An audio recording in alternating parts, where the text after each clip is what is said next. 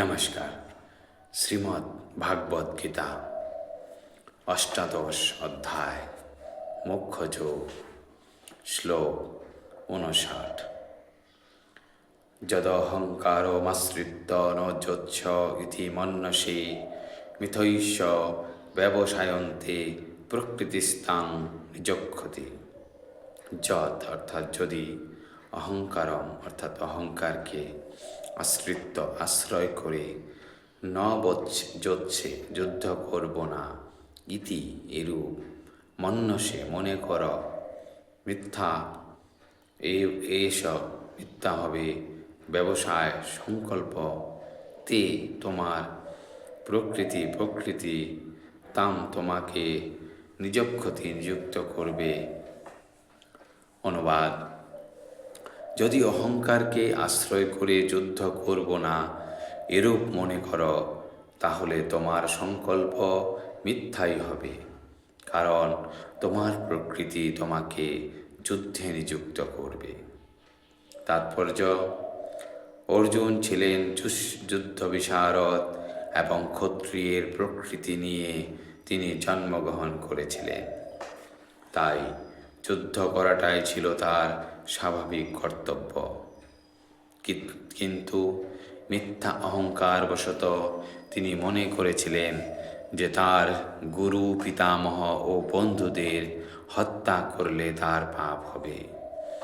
প্রকৃতপক্ষে তিনি নিজেকে তার সমস্ত কর্মের কর্তা বলে মনে করেছিলেন, যেন এই সমস্ত কর্মের শুভ ও অশুভ ফলগুলি তিনি পরিচালনা করছিলেন। পরমেশ্বর ভগবান যে সেখানে উপস্থিত থেকে তাকে যুদ্ধ করার নির্দেশ দিচ্ছিলেন, সেটি তিনি ভুলে গিয়েছিলেন। সেটি বদ্ধজীবের বিস্মৃতি।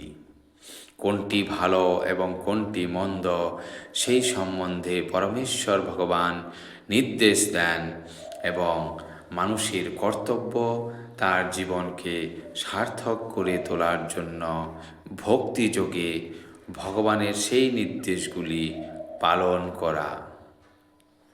ভগবান যেভাবে মানুষের ভবিতব্য নিরূপণ করতে পারেন, সেই রকম আর কেউই পারে না।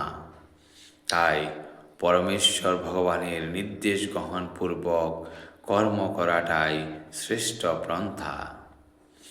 পরমেশ্বর ভগবানের নির্দেশ, দাতা ও তার প্রতিনিধি শ্রী গুরুদেবের নির্দেশ কখনোই অবহেলা করা উচিত নয়।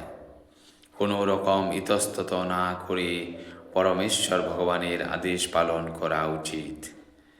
তা হলেই সর্ব অবস্থাতে নিরাপদে থাকা যায়। শ্লোক 60।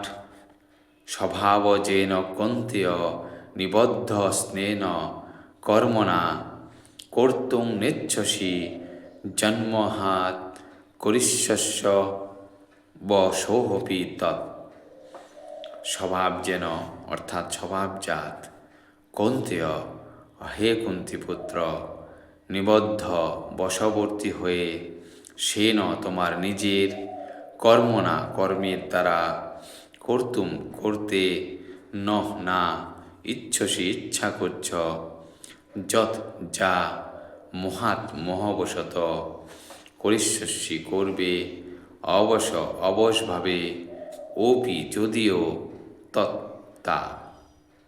অনুবাদ: হে কন্তেয়, মোহবশত তুমি এখন যুদ্ধ করতে ইচ্ছা করছ না, কিন্তু তোমার নিজের স্বভাবজাত কর্মের বশবর্তী হয়ে অবশভাবে তুমি তা করতে প্রবৃত্ত হবে।